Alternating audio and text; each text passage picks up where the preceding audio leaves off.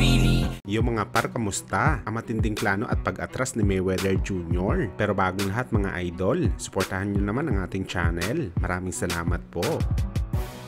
So hindi nga po isang magandang balita para sa Premier Boxing Champion o PBC. Ang report na tuluyan nakakalas ang Showtime Sports sa kanila at hindi na makipag-tie up bilang kanilang broadcasting company para sa mga laban ng PBC. At ayon sa bagong report mga idol, naghahanap na daw ang PBC ng ibang platform para mapalabas ang kanilang mga upcoming fights. Pero ayon naman daw sa contract mga idol, katapusan pa naman ng 2024, baka tuluyan mag-ibang landas ng Showtime at PBC. Ibig sabihin nito mga idol, meron pa sila mahigit isang taon para umere ang mga laban ng PBC sa Showtime. Samantala dahil nga sa lumabas na issue na to mga idol, matunog ngayon na pinag-uusapan sa social media ang muling pagbabalik ni Mayweather Jr. sa isang exhibition fight at ipapalabas sa Showtime Sports ang kanyang upcoming fights. At hindi lang daw si Floyd ang magpapakitang gilas sa boxing event na to mga idol dahil napabalita na kasama sa undercard ni Mayweather ang dating unified champion na si Keith Thurman at 2-division world champion na si Danny Garcia. Kung titingnan nyo mga idol, isang solid na boxing event to. 3 main event fighter ang lalaban sa isang gabi lamang. Kaya dahil dito mga idol, napapasabi na lang ang mga boxing fans na talagang pinipilit pa ni Floyd na isalba ang Showtime at PBC sa kanilang pagkalugi. Sa mga hindi nakakaalam mga idol, si Mayweather Jr. din ang nagpalago sa PBC nang lumipat siya dito matapos layasan si Bob Arum sa top rank. Well, malaking asset talaga mga idol si Floyd. Talagang limpak-limpak na salapi ang may ibibigay ni Kalbo sa PBC at Showtime kapag patuloy siya lumalaban dito kahit exhibition fight lamang. Dahil nga magaling ito mag-market ng kanyang mga laban para kumita na malaki. Subalit ang bad news naman dito mga idol,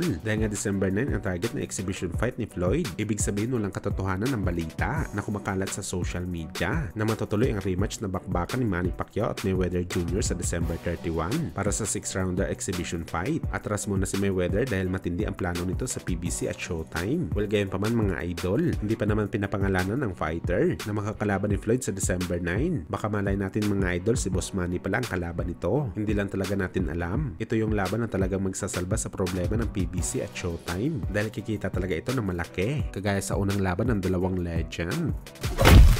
Sa kabilang banda naman mga idol, matapos nga po makuha ng ating pambato na si Yumar Felix Marshall ang panalo sa laban nito sa semifinals nang pinabagsak at pinagulong niya ang Syrian fighter na kalaban sa round 2, kung saan mga idol bukod po sa pumasok na si Yumar sa finals para sa gintong medalya sa Asian Games 2023, nakuha na rin po ni Marshall ang ticket nito para makapasok sa Paris 2024 Olympics. Sa mga hindi nakakaalam mga idol, automatic po qualified sa Olympics kung sino man ang makasungkit ng silver at gold sa Asian Games. Ibig sabihin manalo man o matalo ang Pinoy boxer sa huling laban nito, sureball na napasok na ito sa Olympics. Kaya dahil dito mga idol, hindi na po nagpatumpik-tumpik ang Manny Pacquiao Promotion President Sean Gibbons at binati kaagad ang kanyang alaga sa kanyang panalo. Aasahan natin mga idol na hindi lang si Sean Gibbons ang babati kay Marshall, paniguradong magbibigay din ng suporta ang ating pambansang kamao Manny Pacquiao.